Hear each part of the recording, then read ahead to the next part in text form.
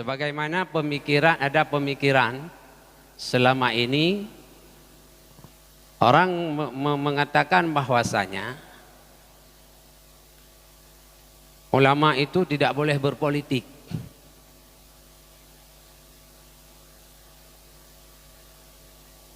Setahu saya dan seingat saya, apa yang sudah saya pelajari, tidak terdapat ayat Quran, tidak ada hadis yang melarang ulama itu tidak boleh berpolitik. Yang dilarang di dalam agama adalah cinta akan kemegahan.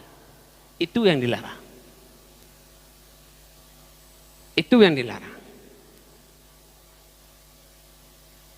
Seandainya kita mau berpikir, orang mengatakan ulama tidak boleh berpolitik, Tunku tidak boleh berpolitik. Oke, nggak jadi masalah. Oke, sampai aja.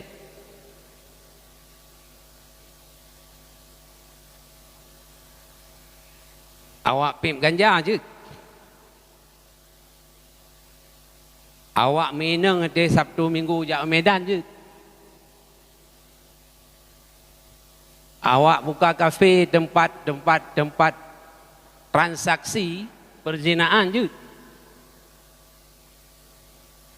Ni orang yang gagal je. Tidak ada. Hana gecam lah. Silakan. Yang dilarang ialah bermegah-megah dengan jabatan dan kekuasaan yang diberi oleh Allah. Itu yang dilarang. Jangan begitu mendapat kepercayaan dari masyarakat, begitu kita menjadi pimpinan, begitu kita menjadi orang yang hebat, maka orang lain semua rendah. Kita berlaku di atas bumi Allah semena-mena, semaunya kita, sekehendaknya kita, tidak lagi berdasarkan aturan yang telah digariskan oleh Allah Subhanahu wa taala ataupun aturan yang telah dibuat oleh negara. Nah, itu yang tidak boleh, dilarang. Di dalam ayat ini jelas, itu tidak boleh. Sehingga dengan jabatan itu kita membuat kerusakan di muka bumi Allah. Kita buat kerusakan. Apa kerusakan itu? Orang susah mencari rizki karena aturan yang kita buat. Orang hidup di dalam riba karena aturan yang kita buat. Masyarakat tidak nyaman karena aturan yang kita buat. Nah, itu yang dilarang oleh Allah. Itu yang dilarang oleh Rasulullah sallallahu alaihi wasallam. Kenapa demikian? Karena seseorang yang diberi jabatan itu adalah memikul tanggung jawab dan amanah dalam menyempurnakan tugas-tugas yang dipikul ke atasnya.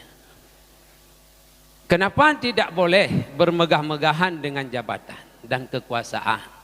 Karena setiap orang yang diberi jabatan oleh Allah Subhanahu wa taala, berarti mereka itu memikul tugas dan tanggung jawab yang diamanahkan oleh Allah kepada mereka, dan mereka akan memberi pertanggungjawaban nanti di hadapan Allah Subhanahu wa taala terhadap jabatan yang Allah berikan itu. Jadi tidak ada.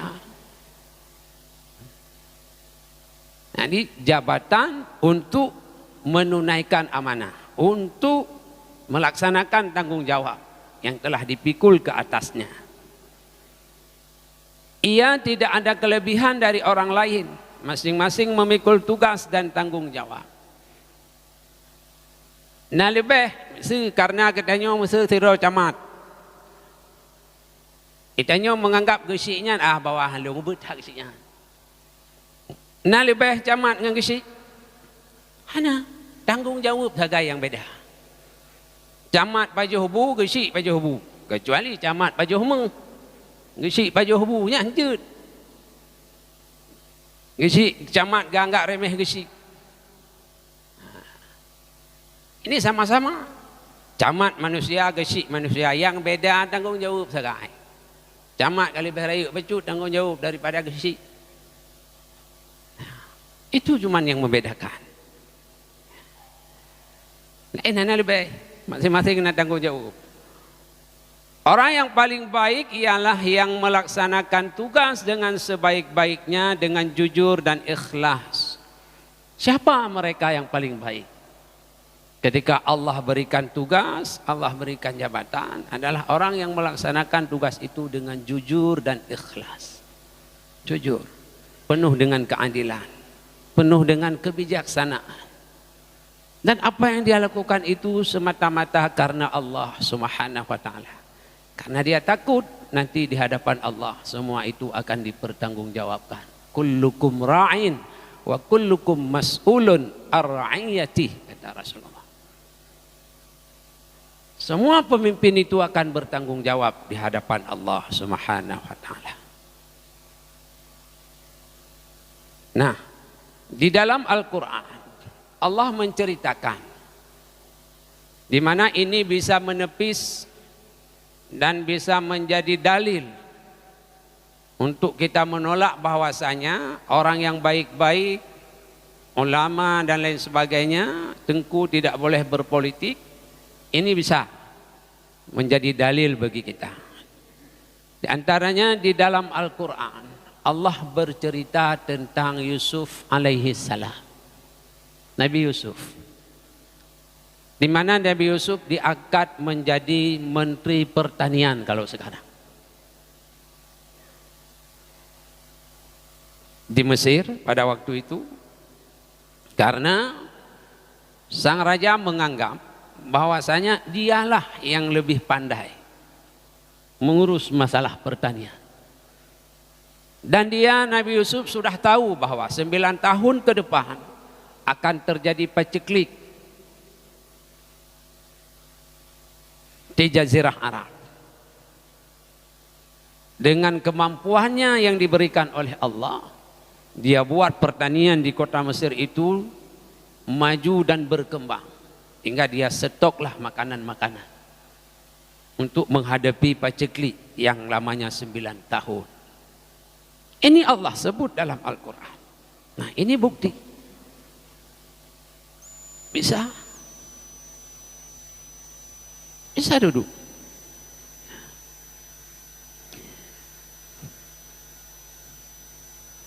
Kemudian di dalam Al-Quran juga Allah menceritakan bagaimana Musa alaihi salam, Musa kalamullah,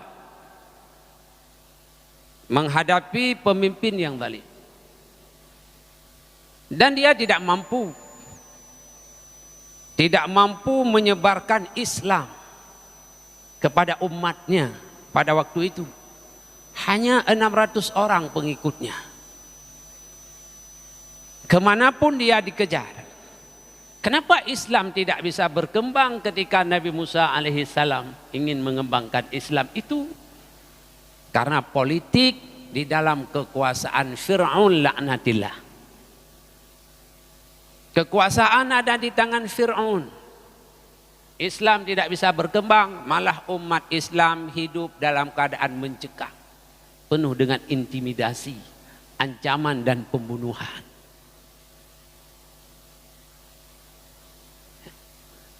Tanya balik pengut dia awak kafir, Pak. Kasib. 1040 put yang kau likut Al-Quran kagak peringatkan umat Islam. Bek tabah Quran tak cok buku awaknya. Sudah ada. Dan kita jangan ikut-ikut. Zaman ni balik senegronyo kena waceh. Dipegah bak orang awam, Tengku hanjit ulama, hanjit mempolitik, jiluk bak orang awam. Oleh yang dipupuk Tengku dengan Tengku, apakah itu tidak jadi ibrah? Tidak bisa menjadi ilmu pengetahuan bagi kita sebagai generasi hari ini. Kibai pancu. Itu sudah ada. Dan di dalam Al-Quran Allah menceritakan semua rasul-rasulnya itu. Nabi Ibrahim alaihissalam diceritakan di dalam Al-Quran. Dia pun tidak mampu menyebarkan Islam. Islam tidak berkembang pada waktu itu. Tidak bisa berkembang. Kenapa? Karena kekuasaan di tangan Namrud. Bukan Nabi Ibrahim yang berkuasa. Bukan Nabi Ibrahim yang menjadi pemimpin. Bukan Nabi Ibrahim yang menjadi raja.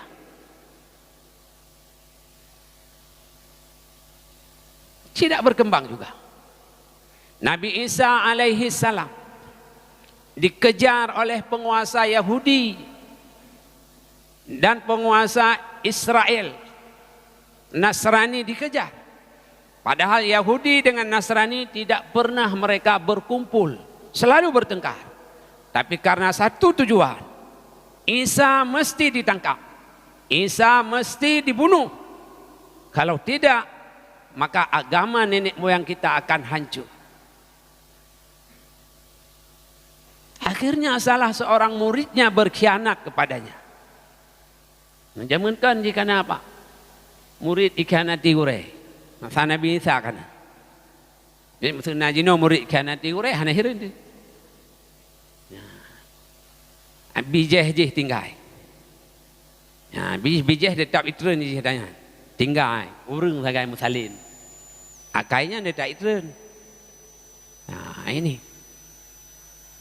Nabi Isa hingga ditemukan tempat persembunyiannya.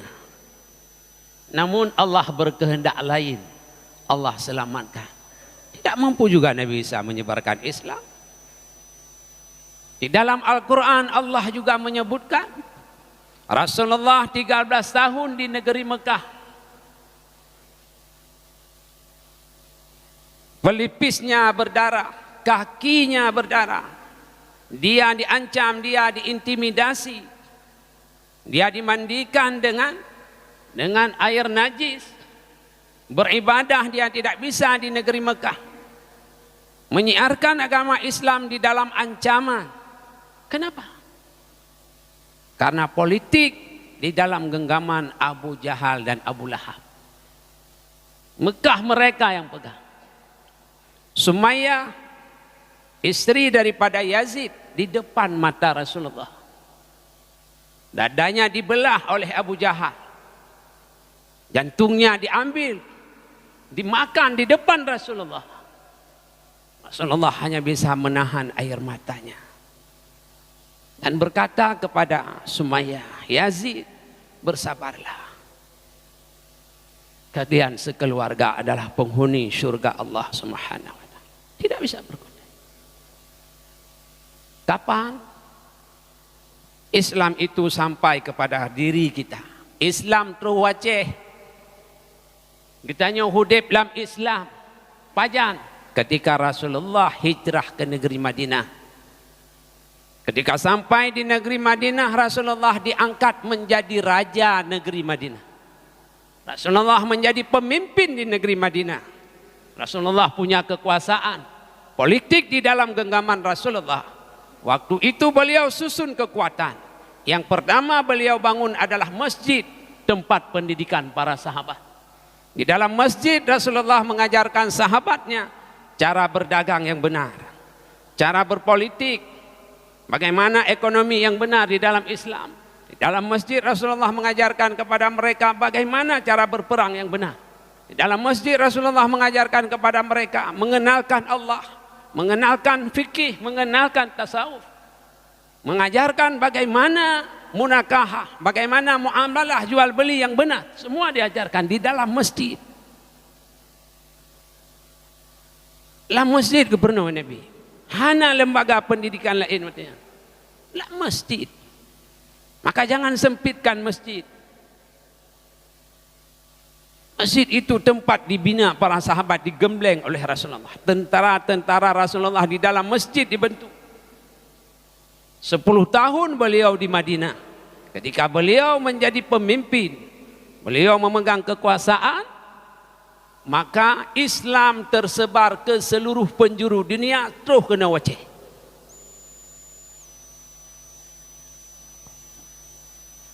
Maka awak kafirnya yang diupayakan. Jangan sagai politik jimat di orang Islam. Setelah kehancuran Spanyol, Turki Utsmani dihancurkan oleh mereka, maka dunia dipegang oleh mereka. Kenapa? Politik dikuasai oleh mereka. Maka hana gedam dalam agama. Yang han gebi cinta kepada kemegahan, cinta kepada jabatan, hingga tak pubut pu yang galak dengan jabatannya. Nyan yang gedam. Ini patihan mak, terserah. Gemesapat masa ubena ulama di dunia gemesapat. Topu bena ulama gemesapat di Indonesia atau di Aceh gepegat 1000 boh fatwa. Atau 2000 boh fatwa gepegat. Fatwa. Tapi ngan saboh tanda tangan pemimpin 2000 fatwanya kada. Gampang. Tergepegak kanun agama le dengku imum gepegak 620 boh gepedebik kanun le dengku imum. Gepedebik surat le gesik teon ubena kanun hana berlaku di kampung lancang garamnyo. Kena itaken hanayu. Alih kanun dengku imum cok kanun puluh uyup tempat uyup meja ni. Tak gesik yang lagu. Pemimpin kekuasaan politik. Maka tidak enggak ada larangan. Hana larangan. Lelom dalil lain dalam Al-Quran. Silakan Bapak dan Dengku lihat sendiri. Ya. Hana gedam. Ya. Negeri menjadi makmur di masa ia memegang jabatannya. Negeri Mesir makmur ketika Nabi Yusuf alaihi salam duduk sebagai Menteri Pertanian. Rasulullah sallallahu alaihi wasallam, Abu Bakar Siddiq, Umar, Utsman, Ali, mereka juga sebagai khalifah. Rasulullah juga sebagai pemimpin, sahabatnya juga sebagai pemimpin, menjadi khalifah di permukaan bumi Allah Subhanahu wa taala. Semua mereka telah memegang kekuasaan kepala negara. Bena yang tersebut benar, Nabi Yusuf, Nabi Rasulullah Muhammad sallallahu alaihi wasallam, Abu Bakar, Umar, Utsman, Ali, dan sahabat yang lainnya, semua mereka telah memegang jabatan sebagai kepala negara. Semua mereka sudah. Apa yang menjadi hasrat dan cita-cita? Ialah menyempurnakan tanggung jawab di dalam menuju keridaan Allah Ta'ala. Apa cita-cita mereka? Ketika mereka memegang kekuasaan, mereka tidak ada cita-cita lain. Hanya ingin menyempurnakan tanggung jawab yang sudah Allah berikan kepada mereka dalam meraih ridha Allah Subhanahu wa taala.